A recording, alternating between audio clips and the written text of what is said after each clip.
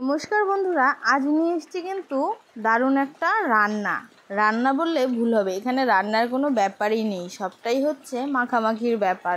দেখে হয়তো বুঝতেই পারছো কিছুর ভর্তা বানিয়েছি। হ্যাঁ, আমাদের ভাদ্র মাসে কিন্তু শোল মাছ পোড়া ভর্তা তৈরি করতে হয়, এটা আমাদের নিয়ম।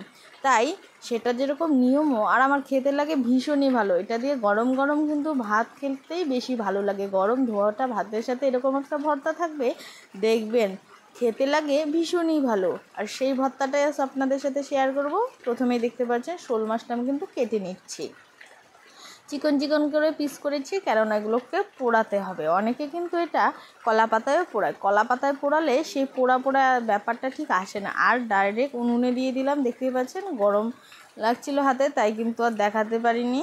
এভাবেই পুড়িয়ে নিয়েছি, কিন্তু এভাবে আগুনের মধ্যে দিয়ে দিয়েছিলাম, তারপর কিন্তু পুড়িয়ে নিয়েছি। আর এদিকে নিয়েছি কাঁচা লঙ্কা, আদা আর পেঁয়াজ কুচি, সাথে নুন, সামান্য হলুদ নাকি দিতে হয়, হলুদ ছাড়া মাছ খেতে হয় না, তাই সামান্য নামমাত্র হলুদ। সব কিছু একসাথে মাখিয়ে নিলাম সরিষার তেল দিয়ে।